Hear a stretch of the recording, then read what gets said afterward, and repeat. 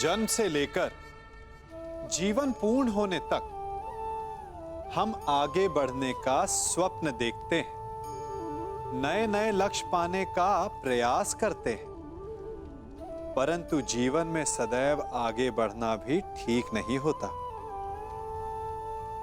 अब आप कहेंगे कि ये ग्वाला हमें कौन सी उल्टी पट्टी पढ़ा रहा है, परंतु सीधे जाने का मार्ग कभी कभी उल्टी सीख से ही आता है।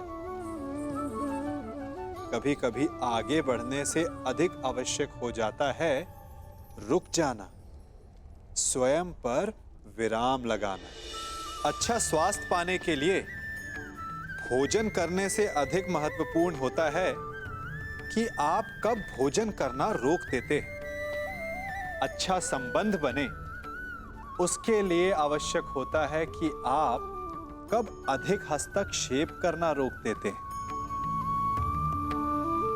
और नाश से बचने के लिए आवश्यक है कि कब आप अपने पग को रोक लेते हैं। तो आगे बढ़ने के विज्ञान में कब रुकना है, ये ज्ञान बहुत ही आवश्यक है, क्योंकि कभी कभी विनाश की गर्द हमसे केवल एक पग आगे होती है और उससे हमें बचा सकते हैं हमारे रुके हुए पग।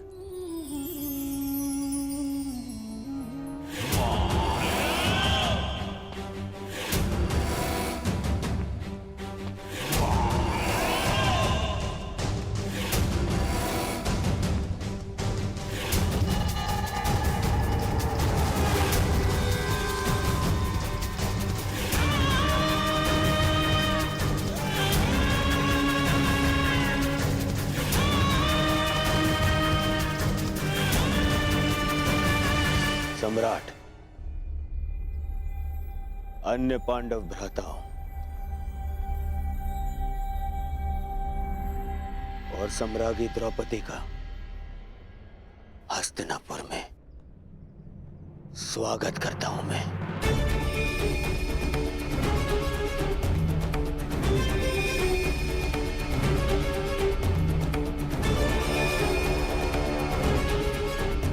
इंद्रप्रस्थ में आपने स्मरणीय आतिथ्य किया।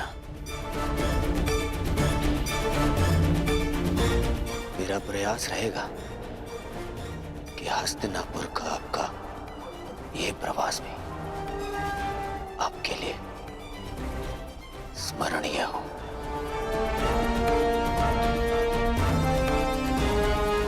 आशा है कि सम्राज्ञी को अपना स्वागत अपने गरिमा के अनुकूल लगाओ। यद्यपि ये आया महल नहीं है, परंतु सचेत रहिएगा, हर महल का अपना एक माया जाल होता है। वो जाल यहां भी हो सकता है।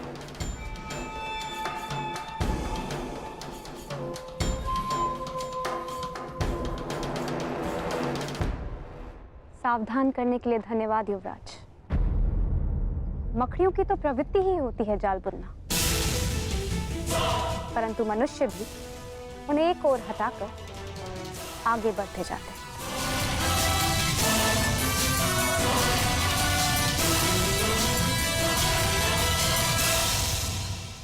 इतना गर्व,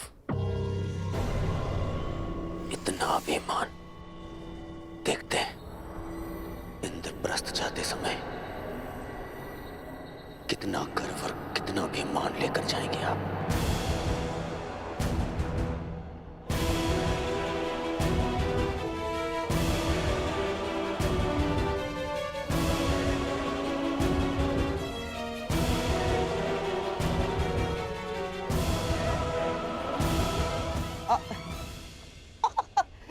साम्राज्ञी, दुर्योधन के वचनों का तात्पर्य यह है कि आप लोगों के हस्तिनापुर की ओर से होने वाले स्वागत के कारण आपका गर्व और मान और भी बढ़ जाएगा। आपके स्वागत में ये उत्सव तो कुछ भी नहीं ना। भीतर चलिए, आश्चर्यचकित रह जाएंगे सारे के सारे।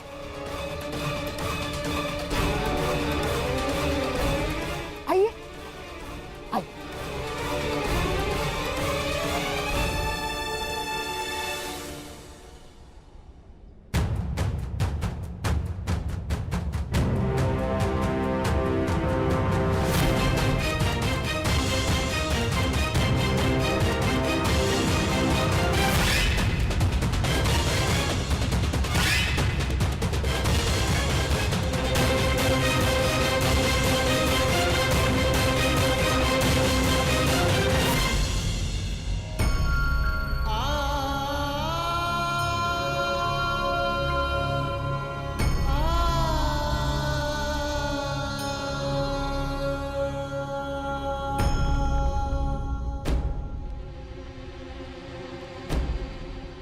ऐसे देख क्या रहे हैं? वृषाली का उपचार प्रारंभ कीजिए ना। उपचार लक्षण देखकर किया जाता है कर्ण। इसके लक्षण बता रहे हैं कि इसे किसी साधारण नाग ने नहीं डसा। अर्थात इसे किसी महाविषधर इच्छाधारी नाग ने डसा है और उसका केवल एक ही उपचार है, और वो उपचार ये है कि वो नाग स्वयं आकर वृषाली के रक्त से अपना विष लौटा ले।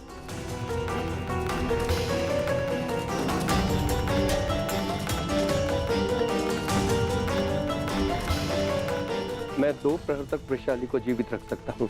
तब तक उस नाग ने अगर अपना विष नहीं लौटाया तो मैं कुछ नहीं कर पाऊंगा। यदि ऐसा है तो आज उस इच्छाधारी नाग को अपनी इच्छा के विरुद्ध वृषाली का विष हरना होगा।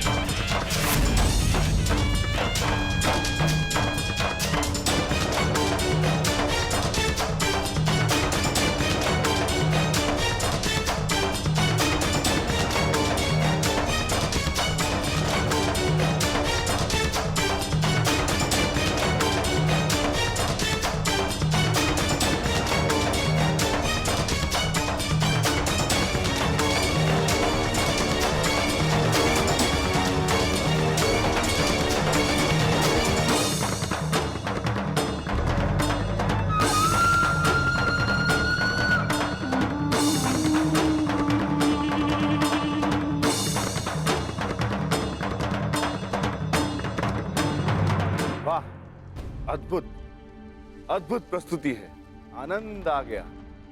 भीम, आनंद आ रहा है ना?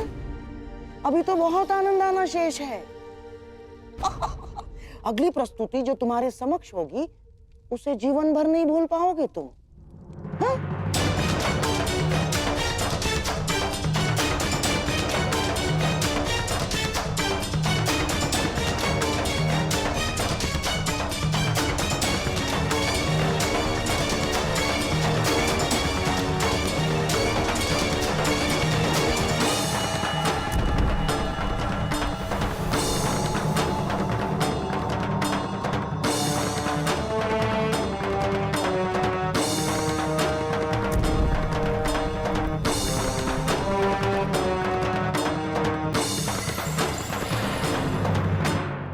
पांचाली। आचार्य द्रोण भी यहां पधारे। सब कुछ कितना आनंददायी और मंगल में प्रतीत हो रहा है। तुम व्यर्थ में चिंतित हो रही। हस्तिनापुर हमारा घर है। आचार्य द्रोण, विदुर काका श्री और पितामह के रहते कुछ भी अनुचित नहीं होगा।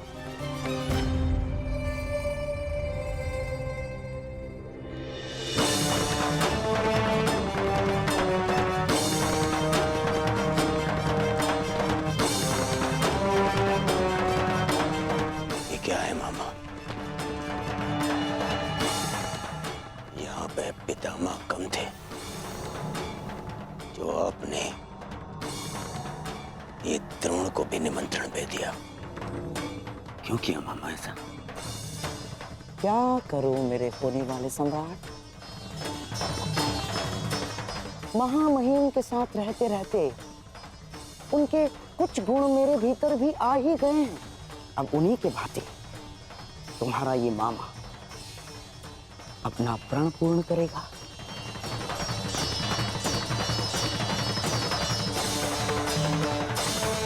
कुलवधु पांचाली का अपमान सारे कुल के समक्ष होगा।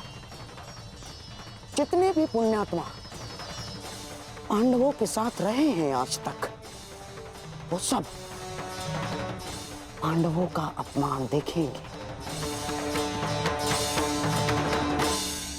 और जिसने भी पांचाली के सर पर आशीर्वाद का हाथ रखा है, वो सारे हाथ बांधे खड़े रहेंगे और द्रौपदी का वस्त्र हरण देखेंगे।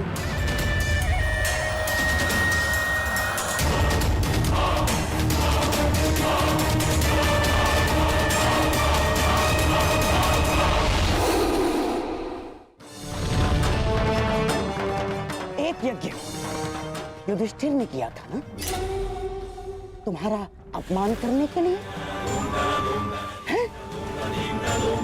और एक यज्ञ करेगा तुम्हारा मामा, जिसमें हर एक मनुष्य के आत्मसम्मान की आहुति दी जाएगी, जिसने तुम्हारे साथ चाहे अनचाहे बुरा किया। ये द्यूत नहीं है दुर्योधन ना, ये महायज्ञ है तुम्हारे मामा का, जिस यज्ञ को कोई भंग नहीं कर सकता, क्योंकि इसको भंग करने वाला इस पूरी सभा में प्रस्तुत हो ही नहीं सकता।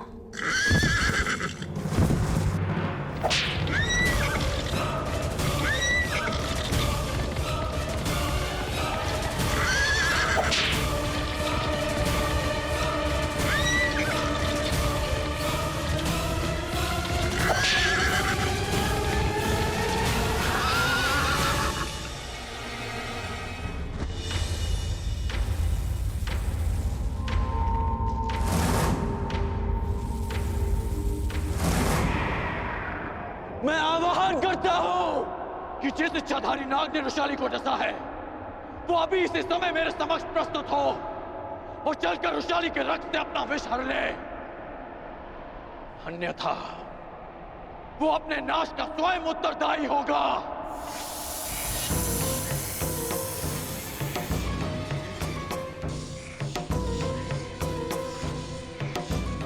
मैं अंतिम चेतावनी दे रहा हूं,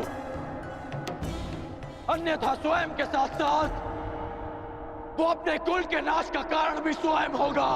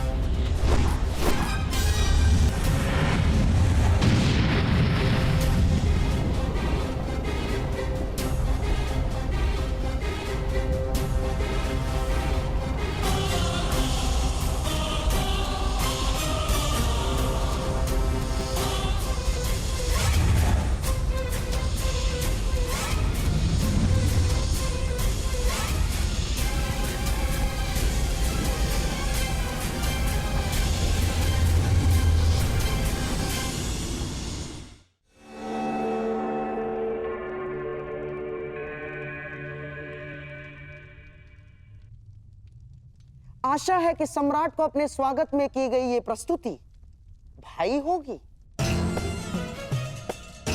और विश्वास है कि उन्हें अगली प्रस्तुति और भी श्रेष्ठ लगेगी।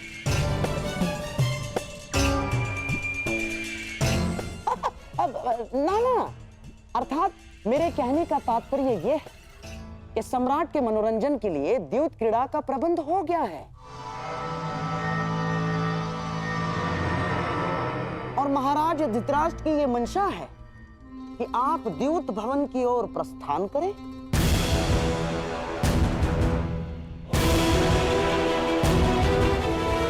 व्यथित ना हो, सब शुभ होगा।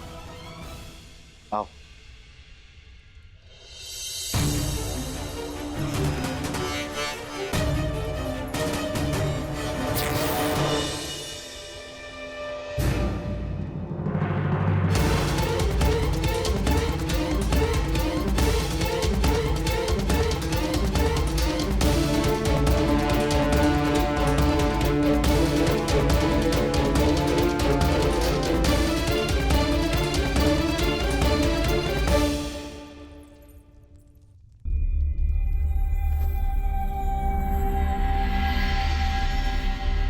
ये क्या हो गया?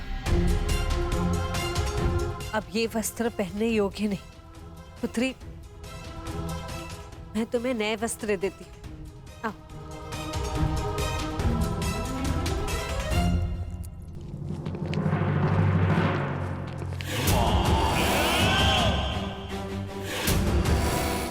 आज जितने चाहे वस्त्र दे दो उसे, सब हार लिए जाएंगे।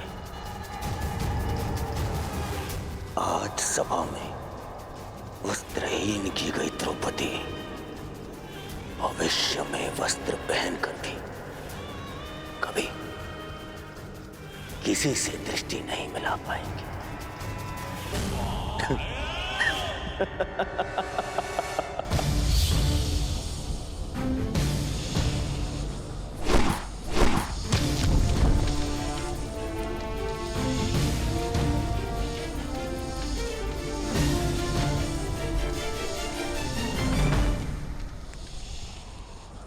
मायावी सर्प, अंतिम अवसर दे रहा हूं।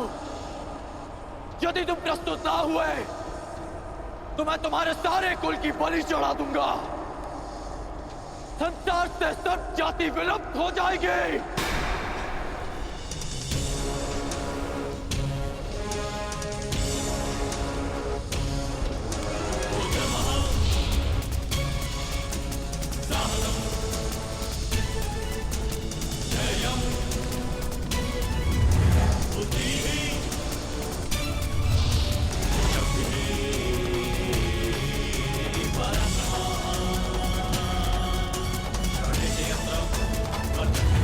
रुको धनुधारी,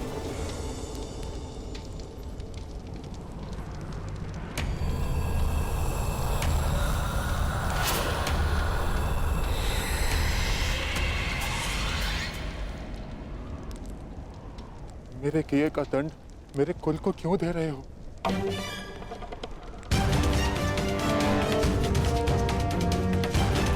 वैशाली को क्यों दंड दिया तुमने? अपनों की सुरक्षा की बात आई तो हृदय कांप उठा। ये नहीं सोचा कि जिसे डसा उसके भी कुछ अपने हैं। अधिक समय शेष नहीं, मेरे साथ चलकर वैशाली के रक्त से अपना विष हर लो,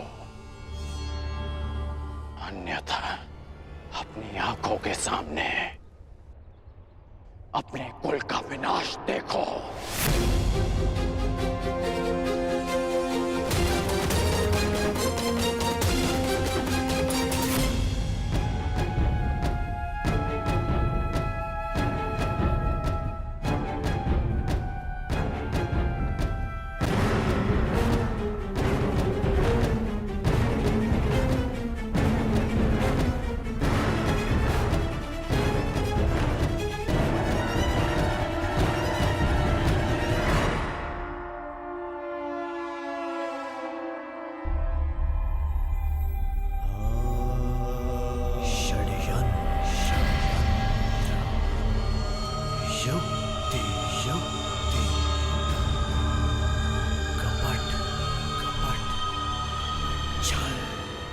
सम्राट की जय हो।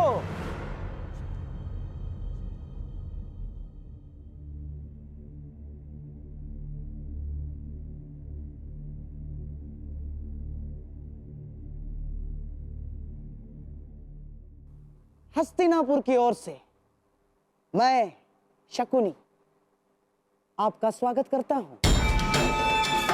सम्राट ने राजसूय यज्ञ में सारे आर्यव्रत का सत्कार किया। आज हम भाग्यशाली हैं कि इंद्रप्रस्थ के सम्राट युधिष्ठिर का सत्कार कर रहे हैं। हस्तिनापुर साक्षी बनेगा दो भाइयों के बीच खेले गए इस द्यूत का। इस सभा में उपस्थित प्रत्येक व्यक्ति इस भव्य सत्कार को कभी भूल नहीं पाए। तो प्रस्तुत है आज तक के इतिहास की सबसे बड़ी, सबसे रोमांचक, मनोरंजक द्यूत क्रीड़ा। ऐसा खेल ना इससे पूर्व कभी खेला गया है, ना कभी खेला जाएगा। हम सबके जीवन का ये सबसे बड़ा खेल होगा।